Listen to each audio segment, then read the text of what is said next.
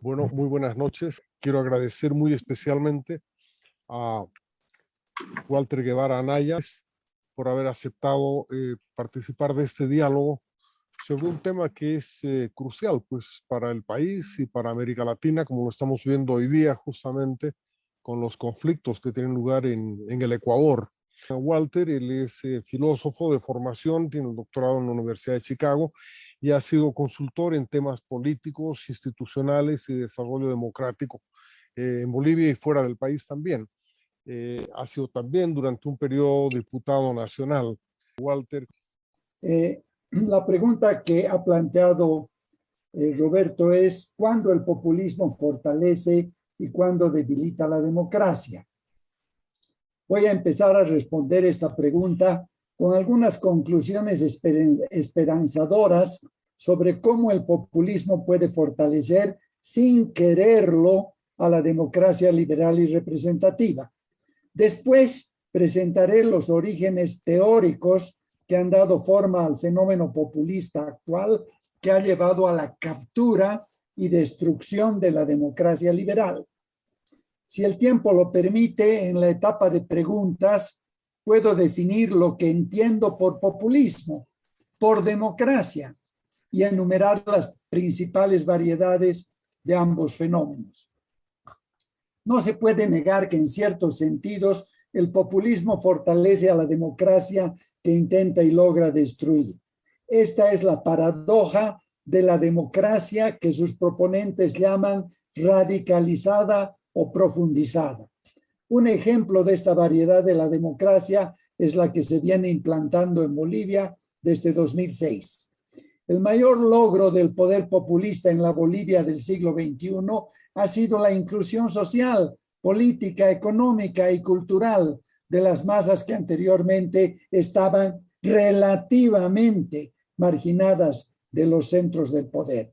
Digo relativamente porque la Guerra del Chaco y la Revolución de 1952 fueron los eventos que abrieron el gran proceso de inclusión. El proceso de cambio del MAS es un acto de los que en la antigüedad griega se llamaban epígonos, que en traducción al chapaco tarijeño se llaman seguilones. Los masistas son unos meros continuadores de la Revolución Nacional que pretenden haber inventado la inclusión.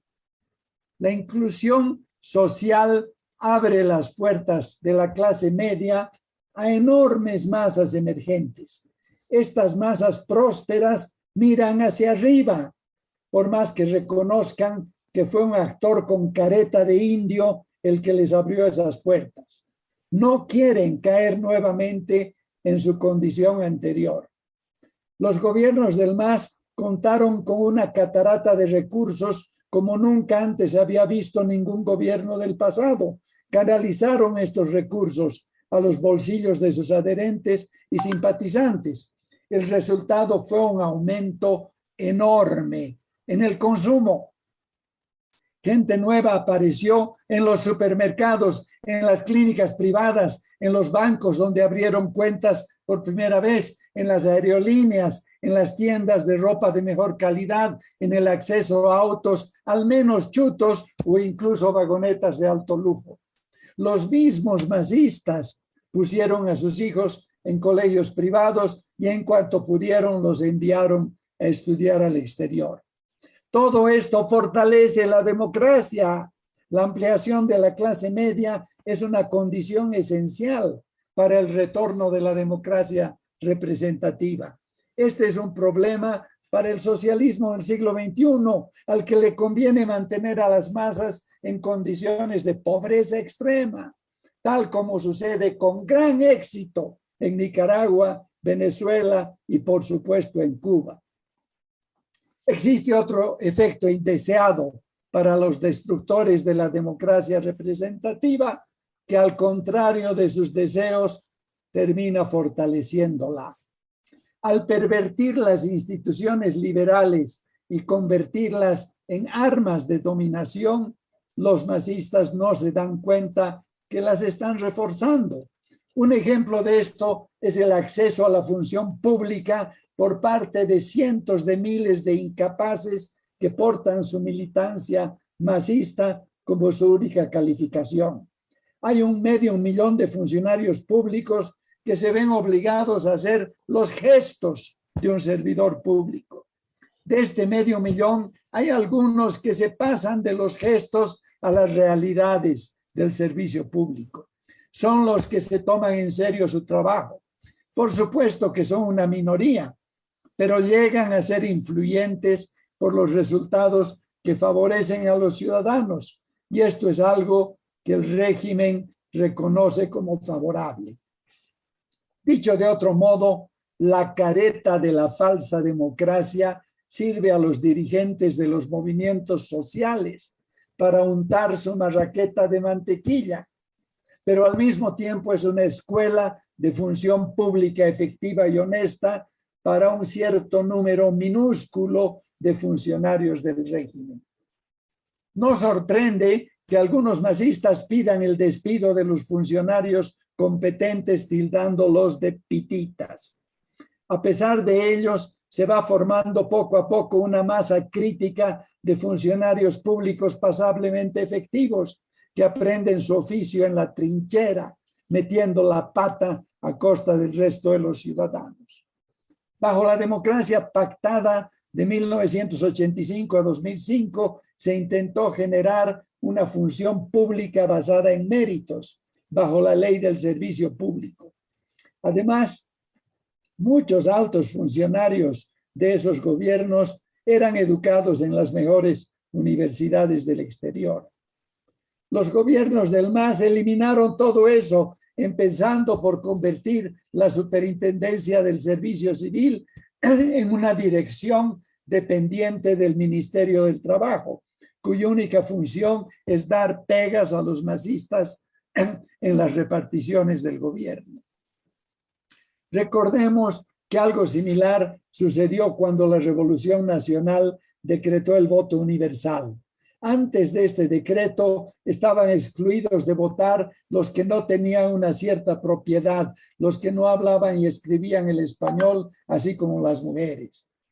Los excluidos empezaron a ejercer su derecho al voto en las elecciones presidenciales de 1956. Para la mayoría de estos nuevos votantes, el sufragio era solamente un gesto vacío de contenido. La oposición decía que los movimentistas entregaban sobres cerrados con su papeleta a los campesinos y que si ellos preguntaban qué había dentro de esos sobres, les contestaban: indio bruto, ¿acaso no sabes que el voto es secreto? Ese era un chiste de la oposición al MNR. Con el tiempo, este gesto fue adquiriendo contenido. Hoy la mayoría de los electores sabe que tiene el derecho a elegir a los candidatos de su preferencia. Para que este proceso se complete, será necesario tal vez un siglo adicional de aprendizaje, hasta que la mayoría de los electores se den cuenta de que son ciudadanos libres, no sujetos a los encantos de la demagogia y el populismo. No debemos abandonar la esperanza de que esto suceda. Todo lo contrario, debemos esforzarnos en mejorar y sistematizar la educación ciudadana para abreviar el tiempo en que los bolivianos podamos tener una verdadera democracia, la cual requiere de una cultura política que no sea victimista, prebendal, patrimonialista, caudillesca y un largo etcétera de las deficiencias de nuestra cultura política actual. Otro paso involuntario del poder populista en una dirección positiva ha sido la renuncia y fuga del caudillo populista en noviembre de 2019 y su reemplazo por un tecnócrata en octubre de 2020. El presidente Luis Arce Catacora no es un populista. Se pone los tres disfraces del populismo para complacer a las masas populistas internas y a los autores externos de la narrativa populista. no le quedan bien, ni su falso indigenismo, Chulu, Poncho, etcétera, ni su falso socialismo, supuestamente miembro del partido de Marcelo Quiroga Santa Cruz, ni su falsa democracia. Sin darse cuenta, promueve los comportamientos de una verdadera democracia. En sus discursos evita la moderación y la reconciliación para no perder el apoyo interno y externo de los adeptos sinceros o hipócritas del socialismo del siglo XXI. Entre sus acciones como economista está la de mantener las ventajas de promover la demanda interna, pero ya no cuenta con los recursos que le permiten hacerlo indefinidamente. Al mismo tiempo, como político enchufado en el molde populista, cae en la persecución de los opositores basada en la falacia del presunto golpe de Estado de noviembre de 2019. Este es un cuento que los masistas más lúcidos saben perfectamente que es falso y que repiten piadosamente esta mentira a través de sus dientes simplemente porque facilita la preservación de la correlación de fuerzas que les es favorable. Los gestos exagerados de los populistas son aprovechados por los dirigentes de los movimientos sociales que los apoyan en beneficio propio. Por su parte, las masas que se han beneficiado del ascenso social ya no gustan de esos gestos porque los asocian con los orígenes que quieren abandonar. Poco a poco se va formando una masa crítica de votantes que prefieren a un tecnócrata disfrazado de populista y rechazan al auténtico caudillo populista y sus valores destructivos de la democracia liberal. Esto es lo que muestran todas las últimas encuestas desde la elección de Arce Catacora. Podemos terminar esta sección con la conclusión esperanzadora de que el populismo es un proceso en cierto modo y hasta cierto punto autocorrectivo, que lleva en su interior las semillas de su propia destrucción. No muy rápida, por supuesto, pero indudablemente va a suceder. Ahora, veamos de qué manera el populismo tradicional, reconducido o recompuesto por los teóricos de la izquierda, debilita y destruye a la democracia liberal y representativa. Estoy saltando dos secciones metodológicas en las que defino qué es lo que yo entiendo por populismo y qué es lo que yo entiendo por democracia, así como hago una relación de las variedades del populismo y de la democracia. Estoy saltando todo eso, pero podemos volver si alguien tiene preguntas después de esta presentación. La hoja de ruta para la captura de la democracia fue una teoría desarrollada desde más o menos 1980 por Ernesto Laclau y Chantal Mouffe. Ernesto Laclau, un argentino que sacó un doctorado en una universidad británica, y Chantal Mouffe, una filósofa belga muy bien formada en las universidades de su país. Ante el repudio de la democracia institucional y el fracaso del comunismo, los náufragos del socialismo real apostaron al populismo como su tabla de salvación. El repudio de la democracia institucional, me refiero al asco de la política, los políticos, todos esos problemas que se vienen dando en los últimos 40, 50 años. En su libro Hegemonía y Estrategia Socialista hacia una radicalización de la democracia, publicado originalmente en inglés en 1985, Laclau y Mouffe definen el populismo como una estrategia discursiva. No es mi definición, es la de ellos. Lo conciben como una estrategia que sirve para conquistar el poder en democracia. Estos autores definen el populismo, y cito textualmente, como una narrativa política que apunta a dividir la sociedad en dos campos antagónicos. Textual. Es una narrativa que opone a los de abajo contra los de arriba. Los que están abajo aceptan la narrativa de que su condición se debe a faltas y abusos de los de arriba. La función del caudillo populista, que es el difusor de la nueva narrativa, es polarizar a la sociedad. Esta polarización genera masas enfervorizadas a favor del caudillo populista. Se genera un sentimiento casi religioso de adoración al caudillo. Una vez logrado este objetivo, el campo queda libre para avanzar hacia otros objetivos. Se integran en un solo paquete todas las demandas que están en el aire, dando el mismo peso político tanto a las tradicionales como a las nuevas. Luego se atribuye este paquete integrado de demandas transversales de diverso origen y calidad a un nuevo sujeto político, al que se denomina pueblo. No se trata de un pueblo preconstituido que defiende demandas históricas como salarios justos, beneficios sociales, seguridad laboral o redistribución del ingreso. Todas las demandas, sean nuevas o antiguas, una vez bien empaquetadas, son las que constituyen un nuevo sujeto al que se denomina pueblo. Esta narrativa mete en una misma bolsa demandas tan heterogéneas como las laborales, las de respeto al medio ambiente y las de género o LGBT. Llegado el momento, se pueden añadir muchas otras demandas, como las regionales, las de salud, de educación, de seguridad o cualquier otra demanda que esté en el ambiente.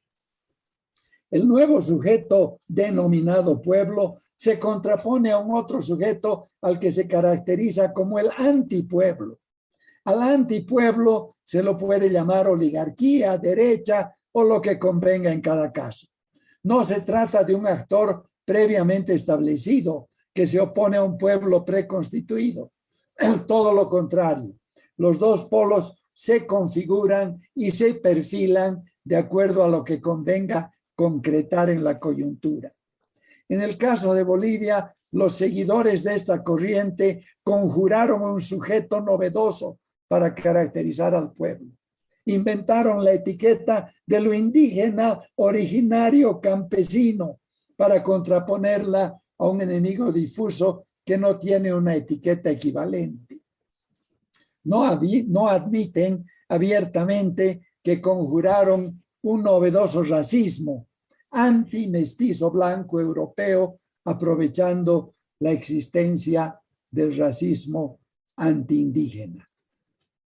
El marxismo clásico presuponía la existencia de clases sociales rígidamente atrincheradas en medio del capitalismo. Según la versión del marxismo o neomarxismo revisado por Mouffe y Laclau, los polos opuestos no tienen una existencia previa. Ni el proletariado ni la burguesía son realidades fijas, clases preexistentes. Los actores opuestos unos a otros surgen como nuevos sujetos en el curso de la contienda. Este objetivo dinámico se logra mediante la instalación de un caudillo popular en el gobierno.